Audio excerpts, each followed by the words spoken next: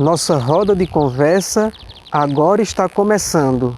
A história de Brejinho, pouco a pouco vou contando, e é aqui do Tamboril que seguimos proseando.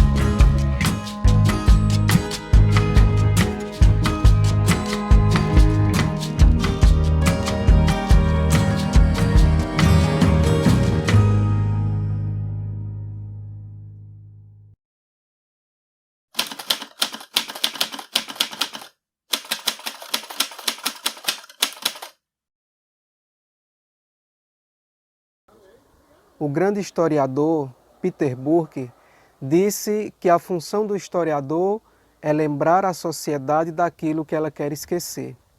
Desde que comecei minha pesquisa, vários fatos e muitos personagens que fazem parte da história de Brejinho foram ressurgindo. Ano passado, com o apoio da gestão da prefeita Tânia Maria, nós realizamos a série Foco na História de Brejinho. Foram 12 episódios contando um pouco sobre a nossa história. E agora, eu e o meu amigo Emerson Vigílio estamos iniciando uma nova série que vai seguir contando a história da nossa cidade. Bem-vindos à série Roda de Conversa, um diálogo sobre a história de Brejinho. E para começar esse bate-papo, estamos com a ilustre presença da professora Áurea Ferreira. Ela nasceu em 4 de fevereiro de 1944 no sítio Laje do Agostinho, que pertence a Itapetim, mas toda a sua vida social se deu em Brejinho. Começou a dar aulas aqui quando Brejinho ainda era um povoado. No ano de 1958, justamente aqui, na casa de seu Manuel Rezende de França. Então, dona Áurea, é uma alegria estar aqui conversando com a senhora. E eu gostaria que a senhora contasse um pouco como foi a sua infância lá no sítio Laje do Agostinho e como a sua experiência de vir para Brejinho enquanto criança. A alegria é toda minha de estar aqui, nesse lugar tão encantado que me marca muito. E fico muito feliz por você ter me convidado para essa entrevista. Quanto à minha infância na Laje do Agostinho, foi a mais brilhante que possa ter sido.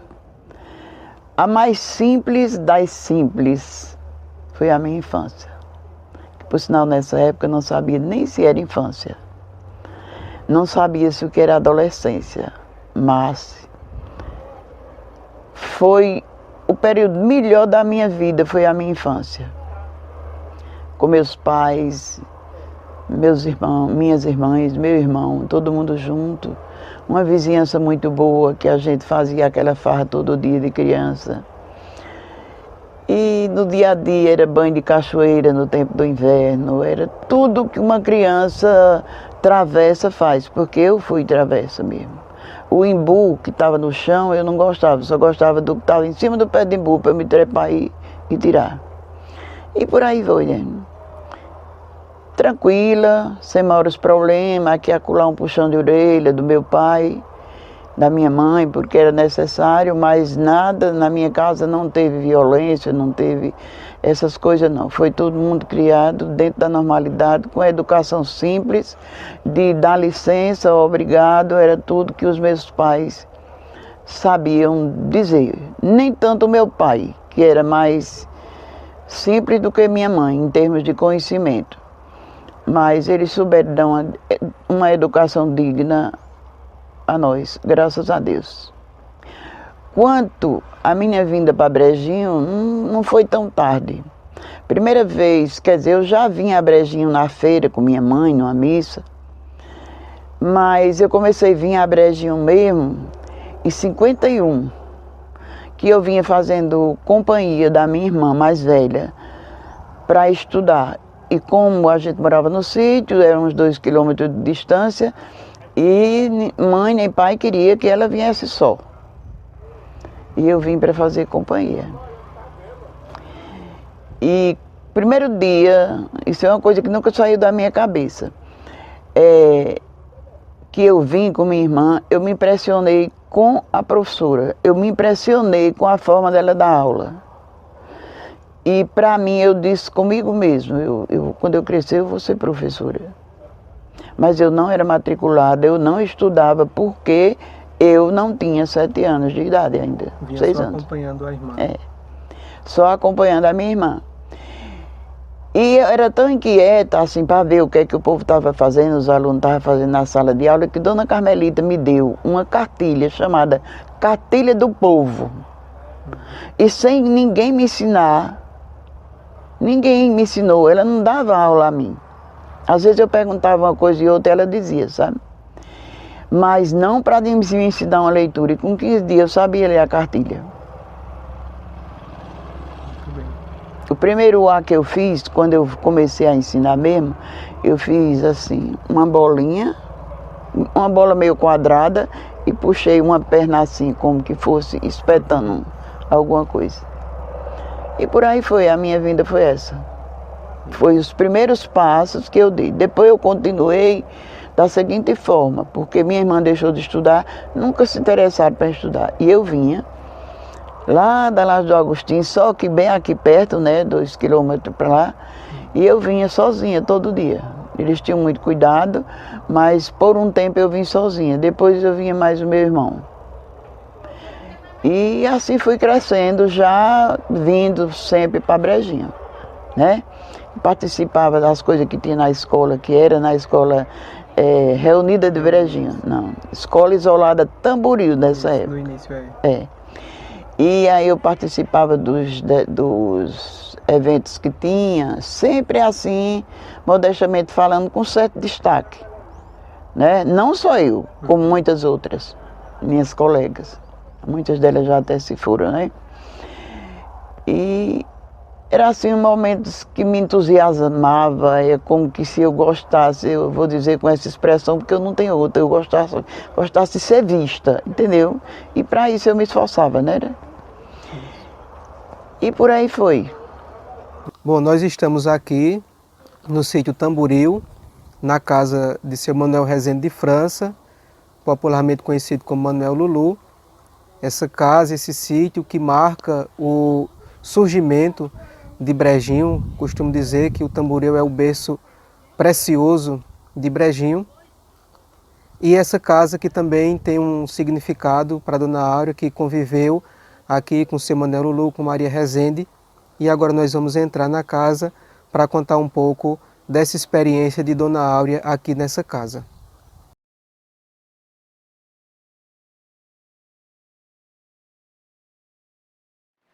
Pronto, e agora eu queria que a senhora me contasse como foi a experiência de começar a lecionar aqui no Tamboril com apenas 14 anos de idade. Primeiramente eu quero dizer a você que nesse momento para mim é uma emoção muito grande. Entrar nessa casa onde eu convivi, ver como está, ver que ainda tem alguma coisa de pé. Especialmente aqui, nesse quarto, aonde foi o ponto do início da minha carreira de professora. Apesar de atuar aqui como professora leiga, mas imagino eu, né, pelos meus alunos, pelos que ainda estão por aqui, que também foram embora poucos também, e eu acho que eu fiz o trabalho que o senhor Manuel Rezende de França, popular Manuel Lulu, queria que eu fizesse. Ele tinha a preocupação de abrir essa porta, ele puxava nesse e dizia: Áurea, como é que estão os meninos aí? Aurinha, ele me chamava de Aurinha. como é que tá o menino aí? Tá tudo bem, tio Manuel. Porque eu chamava ele de Manuel Lulu, né? Porque tinha uma ligação de família. Aí ele dizia, como é que tá Vavá? Ele tinha um cuidado assim em Vavá. Todos eram essas crianças a quem eu dava eram os meninos de João Torre, os meninos de Zé Rezende, os meninos de Seu Adão ali do Belém,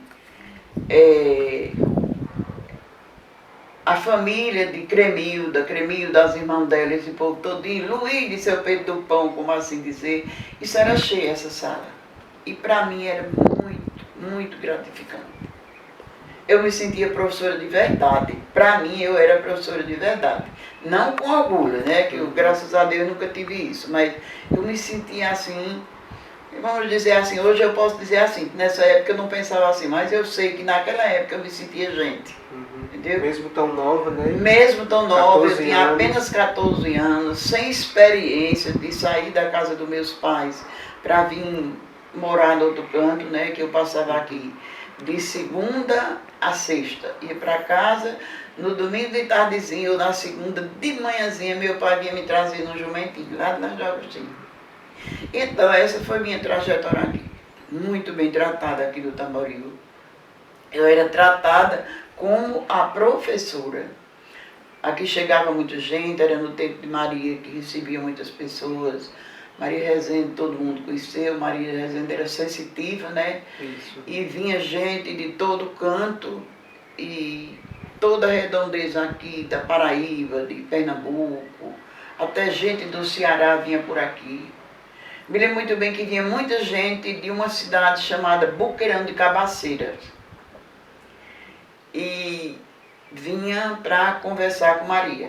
Ali, bem ali tem o quarto que ela atendia. O pessoal esperava aqui e ela atendia ali. E para mim, ver aquilo tudo e saber que eu também pude participar da vida de Tio Manuel Lulu, de Tia Claudina, dos meninos de João Torre, que fui professora dele, dos meninos de Zé Rezende, que fui professora dele. Então, o que eu posso dizer é que hoje eu estou muito emocionada. Estou aqui embargando a garganta, porque foi o dia, eu não me lembro a data do mês, nem me lembro o mês, nem a data do dia em que eu entrei por essa porta. E me esperava um quadro de giz, uma mesa e um bocado de tamborete para receber meus alunos. Que bacana, né? Então aqui foi bom demais. Onde tudo começou. Tudo começou. Né? Tudo começou aqui. A minha trajetória começou aqui. Uma coisa que poucas pessoas ainda sabem é que Maria Rezende, além de todos os seus dons, né, ela também era poetisa. E Dona Áurea, certa vez, me contou uma história que eu gosto muito, muito interessante, e que para mim é um encontro histórico, né, entre Maria Rezende e o grande poeta bregiense, né, o cantador João Isidro Ferreira. Então, me relembre aí, Dona Áurea, como foi esse encontro.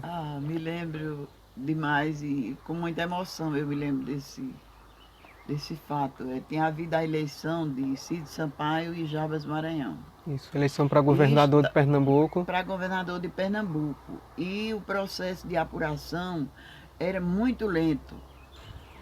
E era acompanhado pelo rádio, porque não tinha outros canais de comunicação. Era só um radinho de pilha mesmo, no pé da parede. Aí as pilhas do rádio de Manuel Lulu, que ele só vivia também no pé do rádio escutando notícias, acabou.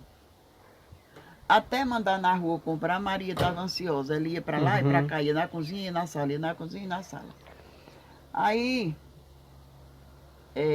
como você falou, o poeta João Isidro Ferreira, ele vinha muito aqui, ele era muito amigo da família Rezende aqui. E Maria veio sair na porta e João Isidro vinha bem ali, chegando ali perto das duas pedras que tem aqui em frente. E Maria disse, eita, agora eu sei. Ela disse, eita, agora eu sei como é que vai a apuração. E aqui não era essa calçada assim, não. Eram umas pedras, entendeu? Eram umas pedras grandes assim, que encostavam no batente. Se subia nessas pedras. Mas umas pedras lisas, sabe? Arrumadinha. Aí, João Isidro, subindo ainda o batente, ela disse assim: eita, chegou com o padre João Isidro com a viola na mão. Me diga o que é que há com toda satisfação. Aí ele disse: comadre, Cid vai nas dianteiras e já perdeu toda a fronteira, e quem perdeu foi Maranhão. Ela disse: ô compadre, vá-se embora. Me lembro demais desse episódio. Esse vá-se embora, brincando, né? Que ela gostava muito dele. E foi assim, um encontro maravilhoso. Um encontro que, na verdade, me marcou, porque eu toda a vida fui doida por poesia. Eu não sei fazer uma estrofe, mas eu admiro a poesia demais, entendeu? E João Isidro era um poeta da época, um poeta ímpar. Da época, não estou dizendo na atualidade, porque surgiram muitos, né? A cultura se difundiu muito, a cultura poética, a origem poética e tudo, enfim, a gente vê aí, para todo lado tem Brejinho, que não se conhecia muita poesia. Se conhecia Juvenal Paca. Isso. E conhecia João Isidro Ferreira e algumas pessoas assim. E Maria tinha aquele seu dom poético. Ela não era de viver fazendo poesia, mas de vez em quando ela dizia alguma coisa, né? Parece que tinha que fluir assim, ela dizia. Mas nesse dia foi interessante demais, sabe? Muito bacana. E João Isidro deu uma gargalhada, que a risada veio aqui, gordão, com a viola na mão, debaixo do braço, sabe? Sempre com a viola. Parece que eu estou vendo a chegada de João Isidro e parece que estou vendo ela vir lá da cozinha, com os cabelinhos grandes aqui por trás da orelha, subir naquele batente que tem ali. Ela foi quando ela disse: eita, chegou com o padre João Isidro. Que bacana. Muito bom, muito bom. Coisas inesquecíveis.